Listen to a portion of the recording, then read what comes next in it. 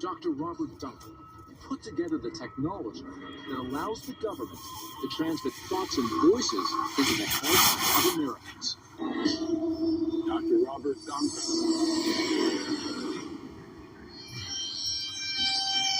First question for you. What's negative about what you've done?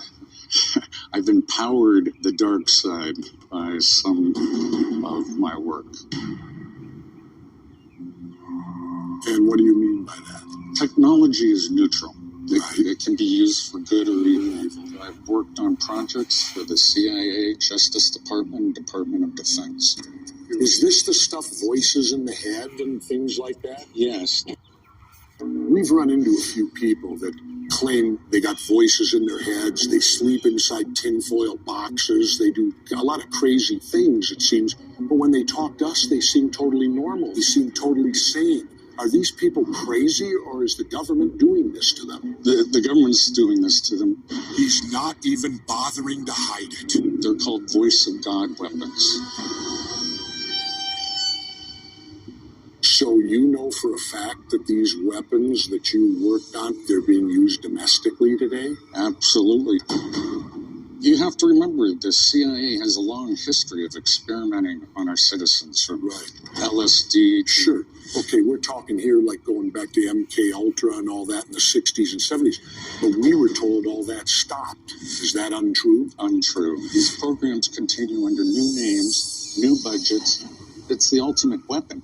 Are there citizens of this country that are being abused with this technology? Worse than abused, that's a light word. They're being tortured. So the targeted individuals aren't crazy after all. Okay, doctor, to deliver this, how do they get into your head? Now, I've heard of these Glenn Towers. They allegedly were used before, and now they claim that they're not used for anything. They do match up with the properties and necessary capabilities. They easily could be broadcasting across the country messages to people and causing them extreme pain. That's part of the whole world domination strategy. Control the population from subconsciously to consciously. And now we've got a motive. Controlling dissenters, controlling the world, controlling you and me. Who are the controllers? I mean, is that our president? The Federal Reserve? No. So these are people within our government at a certain level making these decisions, and they're not necessarily our president or our elected officials. That's exactly right. Wow. That makes it even more difficult because they can't be removed. They can't be removed, and they're difficult to find. They hide in the dark crevices of the government. You worked for these people. You worked on this. You helped to develop it. I was naive.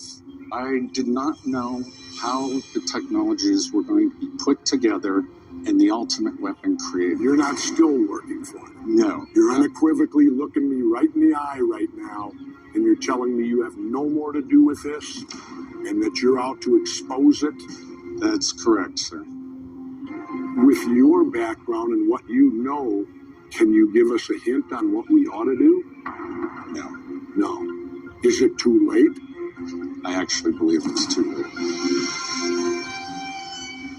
So what you're telling me, every one of us should be in fear of this because every one of us at some point will be targeted? The technology's advanced that far. One of the men behind the technology admits he created a monster. An experiment in control. Gone out of control. And what's worse, there's no telling how far it will go.